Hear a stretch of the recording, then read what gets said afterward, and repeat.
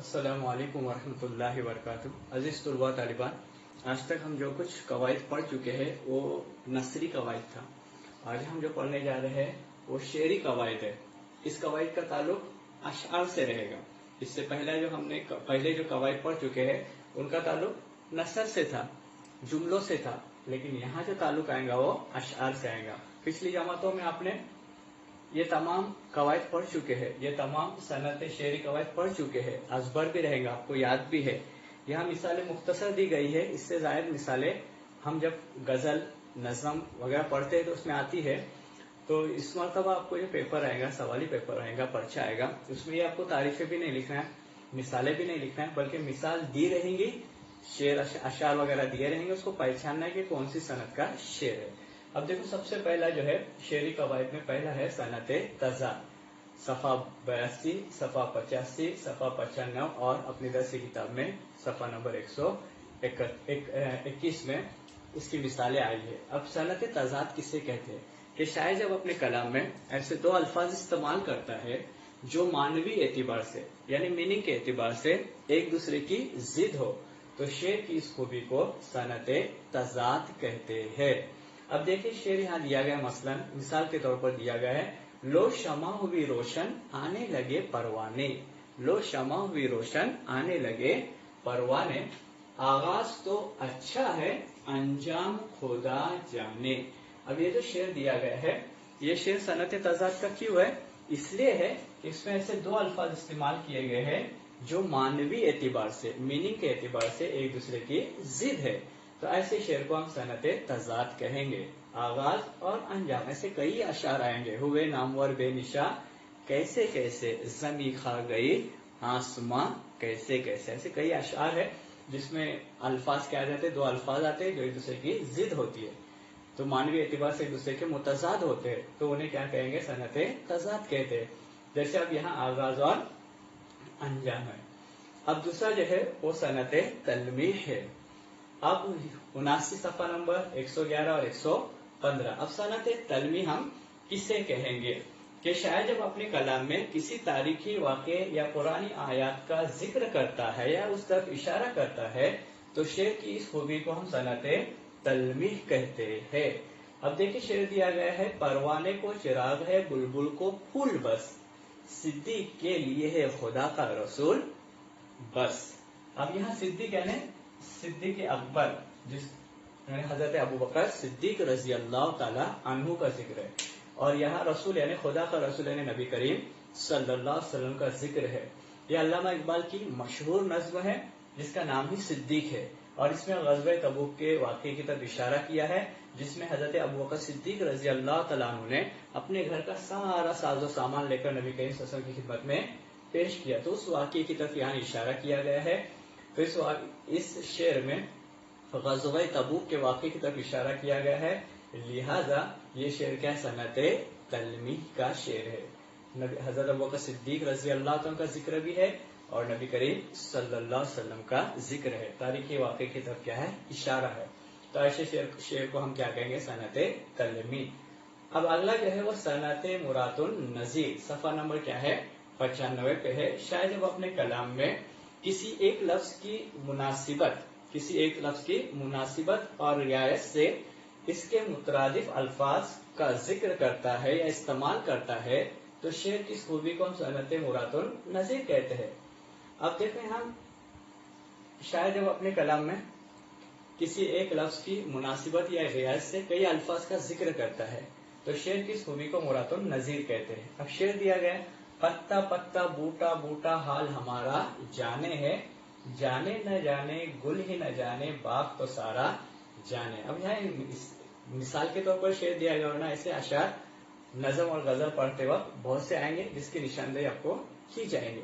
अब यहाँ पत्ते का भी जिक्र है, गुल का भी जिक्र है, बाग का भी जिक्र है, एक ही वक्त में एक ही लफ्ज से मुंसलिक। अब जैसे बाग है तो बाग में पत्ता भी है, गुल भी है, बूटा भी है, तो ऐसे शेर को हम क्या कहेंगे? सनत मुरातुन नज़ीर कहा जाता है। यानी एक लफ्ज की मुनासिबत से, अभी बाग समझ लीजिए, तो बाग के साथ गुल भी है, गुल के साथ पत्ता भी है, पत्ते के साथ बूटा भी मिला हुआ मुंसलिक है, तो एक लफ्ज की मुनासिबत और रियायत से कई अल्फाज का जिक्र किया जाता है, तो ऐसे शेर को मुरातुन नजीर कहेंगे। अब अगला है सनत मुबालिगा। अब सनत मुबालिगा क्या कहेंगे? शायर जब अपने कलाम में किसी बात को काबिले हद तक बढ़ा चढ़ाकर पेश करता है। शायर जब अपने कलाम में किसी बात को काबिले हद तक बढ़ा चढ़ाकर पेश करता है, तो शेर की इस खूबी को क्या कहा जाता है? सनत मुबालिगा कहा जाता है। सफा नंबर 109 पे है। अब क्या मुबालिगा है?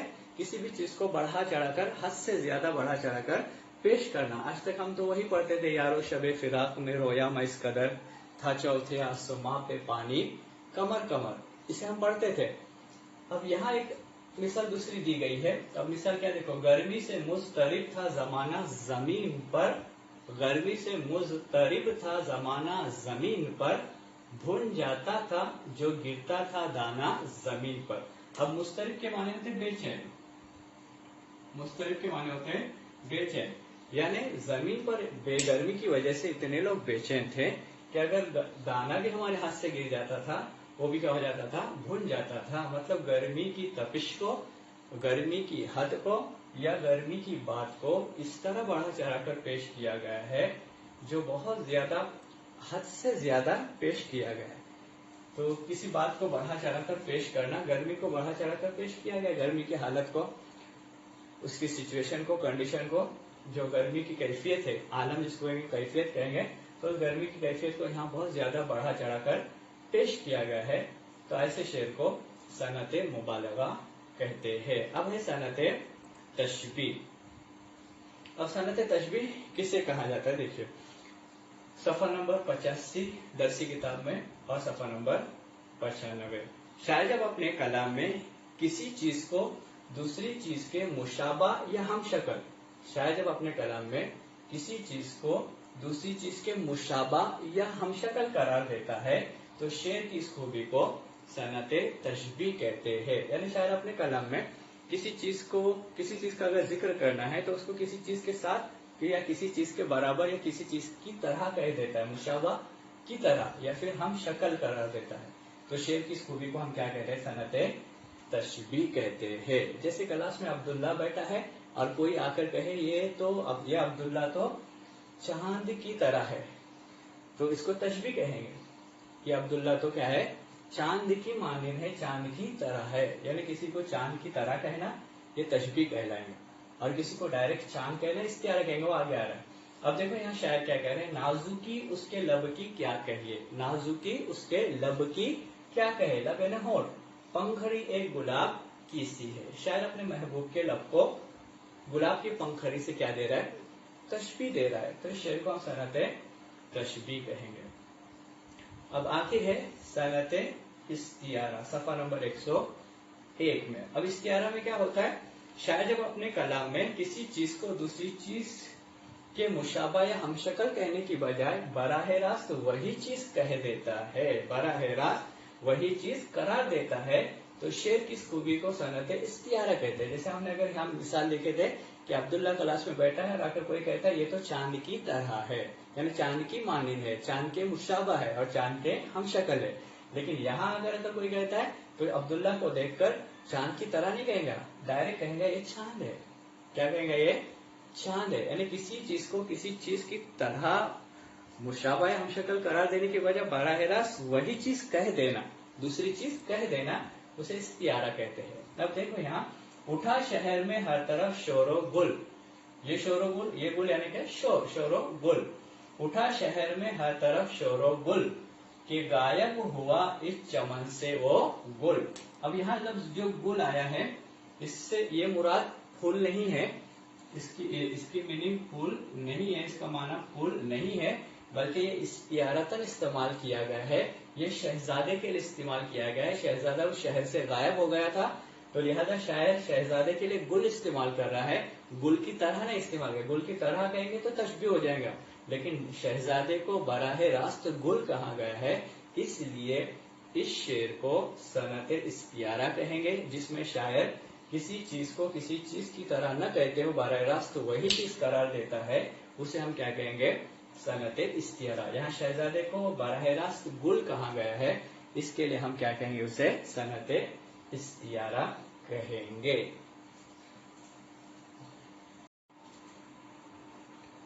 अस्सलामु अलैकुम वरहमतुल्लाहि वबरकातुहू। अज़ीज़ तलबा तालिबात, पिछले लेक्चर में हम शेरी कवायद पढ़ते आ रहे हैं। अब उसी सिलसिले को आगे बढ़ाते हैं। अब अगला वो है सनत तजनीस से जायद व नाकिस, सफ़ा नंबर 123 पे। अब सनत तजनीस से जायद व नाकिस किसे कहते हैं? शायर जब अपने कलाम में ऐसे दो लफ्ज इस्तेमाल करता है जिनके इमले में एक हर्फ शुरू, दरमियान या आखिर में जायद हो या कम हो, ज्यादा हो या कम हो, तो शेर की इस खूबी को तजनीस से जायद या नाकिस कहते हैं। अब शेर दिया गया है, यूं ना बातें चबा चबा के करो, यूं ना बातें चबा चबा के करो, मेहरबा बात है नबात नहीं। अब यहाँ एक बात है और यहाँ नबात है। जो बात लफ्ज है उसके बाद में नबात आया है, यानी नून क्या हो गया है, जायद लिया गया है। यानी दो अल्फाज ऐसे इस्तेमाल किए जाते हैं जिनके शुरू में, दरमियान में, आखिर में एक हर्फ जायद हो या एक हर्फ कम हो। जायद होगा तो तजनीस से जायद, कम होगा तो तजनीस से नाकिस कहते हैं। तो शेर की खूबी को तजनीस से जायद या नाकिस कहते हैं, जिसमें दो लफ्ज इस्तेमाल किए जाते हैं और दोनों लफ्ज में कभी एक हर्फ शुरू में, दरमियान में या आखिर में कम या ज्यादा इस्तेमाल किया जाता है। अब तजनीस से खत्ती किसे कहते हैं कि सफा नंबर 123 पे ही है, जो शायर जब अपने कलाम में दो ऐसे अल्फाज इस्तेमाल करता है जो जुमले में एक जैसे हो मगर सिर्फ एक दो नुक्तों के फर्क से उनके माने बदल जाते हैं, तो शेर की इस खूबी को तजनीस से खत्ती कहते हैं। ऊपर हमने देखे थे एक हर्फ कम या ज्यादा हो रहा है, लेकिन इस शेर में हम देखेंगे कि उसमें अल्फाज नजर आने में बिल्कुल यकसा रहेंगे, एक जैसे रहेंगे, लेकिन नुक्तों का फर्क रहेगा। तो ऐसे इसमें उसे क्या कहेंगे, जिसमें नुक्तों में फर्क होता है लेकिन नुक्तों के फर्क की वजह से मानी भी बदल जाते हैं, तो ऐसी तजनीस को तजनीस से खत्ती कहते हैं। अब इसमें देखो, तलाफी हो गई उसरत की इशरत, ऐ ज़हे किस्मत, मुबद्दल हो गई आसानियों से मेरी दुश्वारी। अब यहाँ मुबद्दल बदल जाना, यहाँ आसानी या आसान, दुश्वारी यानी मुश्किल। लेकिन यहाँ जो लफ्ज लिया गया है, एक है उसरत और एक है इशरत। उसरत के माने होते तंगी, तंगी मतलब गरीबी है जिसमें इंसान का गुजर बसर नहीं होता, तंगी आ जाती है, उसको उसरत कहते हैं। और इशरत मतलब ऐशो इशरत, यानी फरावानी, किसी भी चीज की फरावानी, आसानियां या फिर आरामदाह जिंदगी। लेकिन ये उसरत है, तंगी वाली जिंदगी है, और यहाँ इशरत है, आराम वाली जिंदगी है, आरामदाह जिंदगी है, लग्जरियस लाइफ है। तो तलाफी हो गई उसरत की इशरत, तो यहाँ लफ्ज है उसरत यानी तंगी, और यहाँ लफ्ज सिर्फ नुक्ते का फर्क है, 3 नुक्ते यहाँ जायद है, यहाँ 3 नुक्ते कम है। तो नुक्तों के फर्क की वजह से अल्फाज के मानी भी मुबद्दल हो जाते, तब्दील हो जाते, उसमें तगय्युर आता है। तो ऐसे शेर की तजनीस को तजनीस से खत्ती कहते हैं। अब यहाँ तजनीस से मुज़य्यन 124 सफा नंबर में। अब तजनीस से मुज़य्यन जो है वो किसे कहा जाता है, अब यहाँ देखेंगे। शायर जब अपने कलाम में यकसा लफ्जों में एक लफ्ज के आखिर में दो हुरूफ का इजाफा करता है या दो हुरूफ जायद इस्तेमाल करता है, तो शेर की इस तजनीस को या सनत को तजनीस से मुज़य्यन कहते हैं। यानी क्या, शायर जब अपने कलाम में दो यकसा लफ्जों में एक लफ्ज के आखिर में दो हुरूफ जायद लाता है, ज्यादा लाता है, तो शेर की इस खूबी को तजनीस से मुज़य्यन कहते हैं। अब ये देखो शेर, अजब रंगी कुबाओं में थे, दिलो जा जैसे बलाओं में थे। अब पहला लफ्ज यहाँ लिखा गया है रंग और दूसरा लफ्ज दिया गया है रंगी। तो पहला जो लफ्ज रंग लिया गया है इसमें दो हुर्फ बढ़ गए, या और नून, ये और नून। तो शायद जब अपने किसी एक लफ्ज के आगे दो जायद हर्फ बढ़ा देता है या हुरूफ बढ़ा देता है, तो शेर की खूबी को सनत तजनीस से मुज़य्यन कहा जाता है। 124 सफा नंबर पर। अब ये जो अगला है मजाजे मुरसल, मजाजे मुरसल सफा नंबर 122। अब मजाजे मुरसल किसे कहते हैं कि शायद जब अपने कलाम में किसी लफ्ज को उसके असल मानी की बजाय मजाजी मानी में या दूसरे मानों में उसको इस्तेमाल करता है, तो उसे मजाजे मुरसल कहते हैं। यानी शायद जब अपने कलाम में किसी लफ्ज के असल मानी के बजाय मजाजी या दूसरे मानों में استعمال کرتا ہے تو شعر کی خوبی کو کیا کہتے ہیں؟ مجاز مرسل۔ اب غضب آنکھیں ستم آبرو عجب منہ کی صفائی ہے، یہ شعر دیا گیا ہے غضب آنکھیں ستم آبرو عجب منہ کی صفائی ہے، خدا نے اپنے ہاتھوں سے تیری صورت بنائی ہے۔ اب یہ شعر دیا گیا ہے اور یہاں کہا گیا کہ شاید اصل معنی کی بجائے مجازی معنی یا دوسرے معنی استعمال کرتا ہے، تو یہاں لفظ آئے اپنے ہاتھوں، تو یہاں مراد ہے اپنے ہاتھوں سے اصل معنی میں نہیں بلکہ یہاں مجازی معنی آئیں گی خدا کی قدرت، خدا کی قدرت، یعنی یہاں جو اپنے ہاتھوں سے ہے، یہ جو اپنے ہاتھوں سے لیا گیا لفظ یہ مجازی معنوں میں استعمال ہوا ہے، اصل معنوں میں استعمال نہیں ہوا۔ اپنے ہاتھوں میں جو ہے ہاتھوں سے مراد جائے گا خدا کی قدرت۔ اب آخری ہے لف و نشر۔ اب لف و نشر کسے کہتے ہیں کہ لف کے معنی ہے لپیٹنا، جس سے لفظ لفافہ بنا ہے، اور نشر کے معنی ہوئے بکھرا ہوا، کھولنا یا پھیلانا، اس لحاظ سے لف و نشر کے معنی ہوئے بکھرے ہوئے کو لپیٹنا، لف و نشر کے معنی ہوئے بکھرے ہوئے کو لپیٹنا، جو بکھرا ہوا پڑا اس کو کیا کرنا؟ لپیٹنا۔ اب شعری اعتبار سے اس کی کیا تعریف ہوتی ہے؟ شاعر جب اپنے کلام میں پہلے چند چیزوں کو لاتا ہے اسے لف کہتے ہیں، شاعر جب اپنے کلام میں چند چیزوں کو لاتا ہے پہلے مصرے میں اسے لف کہتے ہیں، پھر ایک دوسرے اس کی مناسبت کو بیان کرتا ہے، یعنی شاعر اپنے کلام میں چند چیزوں کو لانا لف کہلاتا ہے اور پھر ان کی مناسبت کو بیان کرنا نشر کہلاتا ہے، یعنی لف و نشر کے معنی ہوتے بکھرے ہوئے کو لپیٹنا۔ شاعر پہلے کیا کرتا ہے؟ کچھ چیزوں کا ذکر کرتا ہے اور پھر کیا کرتا ہے؟ انہی چیزوں کی مناسبت بیان کرتا ہے، تو شعر کی اس خوبی کو لف و نشر کہتے ہیں۔ جیسے یہاں دیکھو، اس پہ مثال کے طور پر جو دیا گیا شعر، اس میں ہمیں آسانی سے سمجھ میں آ جائے گا۔ شرکت شیخ و برہمن سے میر، کعبہ و دیر سے بھی جائے گا۔ اب یہاں پہلا لفظ ہے شیخ، دوسرا لفظ ہے برہمن۔ اب شیخ سے مراد لفظ ہے شیخ، کیا لفظ ہے؟ شیخ، پہلا لفظ ہے شیخ، یہاں شیخ سے مراد ہے ایمان والا اور یہاں برہمن سے مراد ہے غیر ایمان والا۔ اب دوسرا لفظ یہاں دیا ہے کعبہ اور یہاں اور ایک لفظ دیا گیا ہے دیر۔ اب کعبہ ایمان والوں کی عبادت گاہ، دیر جو ہے وہ غیر ایمان والوں کی عبادت گاہ، یعنی پہلے مصرے میں جو لفظ استعمال کیا گیا وہ شیخ اور برہمن ہے، دوسرے اس میں نشر دیا گیا ہے، یعنی دونوں کو کیا کیا گیا؟ دونوں کی مناسبت کو بیان کیا گیا ہے۔ شیخ کی مناسبت رہیں گی کعبے سے، برہمن کی مناسبت رہیں گی دیر سے۔ تو ایسا شعر جس میں پہلے کچھ چیزوں کا ذکر کیا جاتا ہے اسے لفظ کہتے ہیں، بعد میں انہی چیزوں کی مناسبت بیان کی جاتی ہے اسے نشر کہتے ہیں، یعنی بکھرے ہوئے کو لپیٹنا کہا جاتا ہے، تو ایسے شعر کو صنعت لف و نشر کہتے ہیں۔ اب یہاں جو ہمارا شعری قواعد جو ہے وہ مکمل ہو چکا ہے، اس بک کو سنبھال کر رکھنا ہے، 12ویں کی جماعت میں بھی یہی قواعد اور یہی مضامین آپ کو آئیں گے، تو مضمون کی بک میں الٹی طرف اس شعری قواعد کو لکھنا ہے۔ اب جو بچا ہوا قواعد ہے، قواعد کا ایک ہی حصہ ہمارا بچا ہوا ہے، وہ آئندہ انشاءاللہ تعالی اس کو شروع کریں گے۔ حالات سازگار رہے، اللہ سے دعا کرو حالات سازگار ہو جائے تو انشاءاللہ آپ کو کلاس میں بھی پڑھایا جائے گا۔ اگلا جو قواعد کا حصہ ہے وہ تختی ہے، بہت مزیدار ہے اور اس کے لیے ایک لیکچر کافی نہیں ہوتا، 2 لیکچر کافی نہیں ہوتے، 4 سے 5 لیکچر مسلسل لینے پر یہ تختی بہت آسان ہے، 2 مارکس کے لیے رہتی ہے، بہت آسان گرامر ہے، آسان قواعد ہے، اس کو انشاءاللہ ہم آئندہ لیں گے۔